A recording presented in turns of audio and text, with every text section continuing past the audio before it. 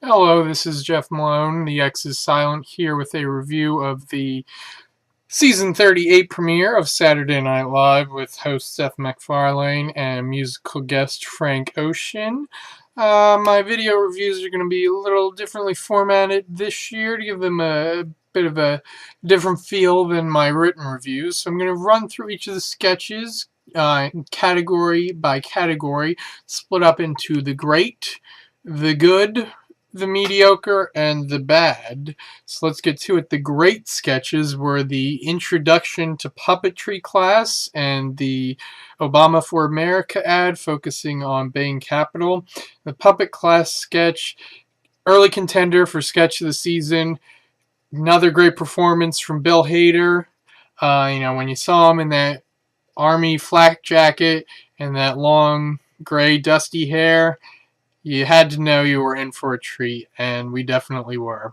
The good, the Democratic rally cold opening, the monologue, Eastwood and Cher, the Gangnam Style at the Lids store, the Honey Boo Boo and Mama on Weekend Update, Ryan Lochte on Update, the stuttering Army drill sergeant, Blind Date, and quick little commercial at the end for the wooden spoons.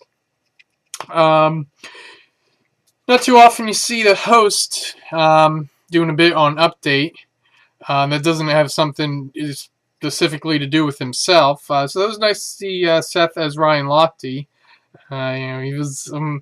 He was America in the Olympics. And the Blind Date was the sketch that just moved right along with the. I was all like, "Hey," and you were like, "Hey, I'm a big," Uh,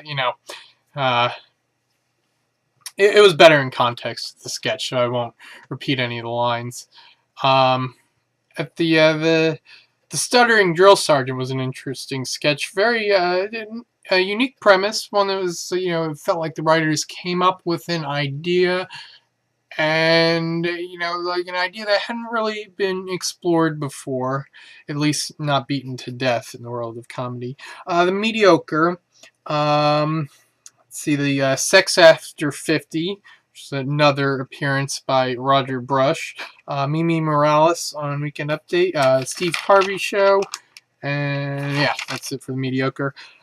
Steve Harvey Show was a bit disappointing considering that the last time we saw Keenan play him was such a great sketch with when he was guest hosting Who Wants to Be a Millionaire, which on my vacation at the beach with my family, we were just watching that sketch nonstop, even though it was a 2-year-old sketch. So it's still one of Keenan's better impressions, but it didn't quite put a great sketch around it. And the bad, it was just the bad. This episode was just Seth on Update.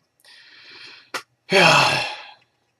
And he had a few good jokes, but the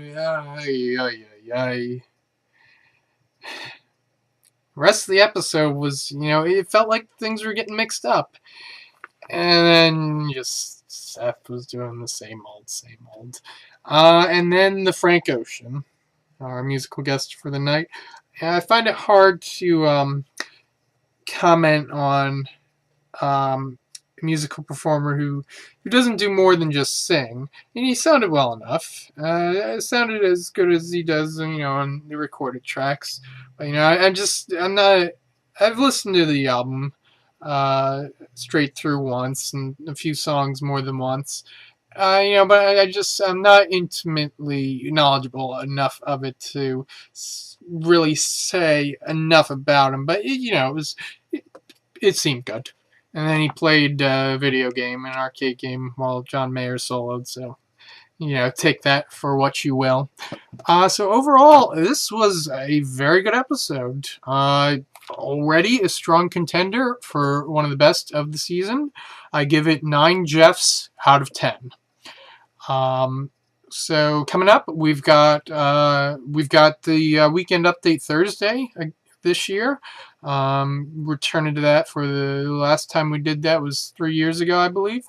So that'll be coming up before the next full episode, which will be Joseph Gordon-Levitt returning to host for a second time, and Mumford and Sons will be the musical guests. They'll be making their first appearance. So I will see you then, and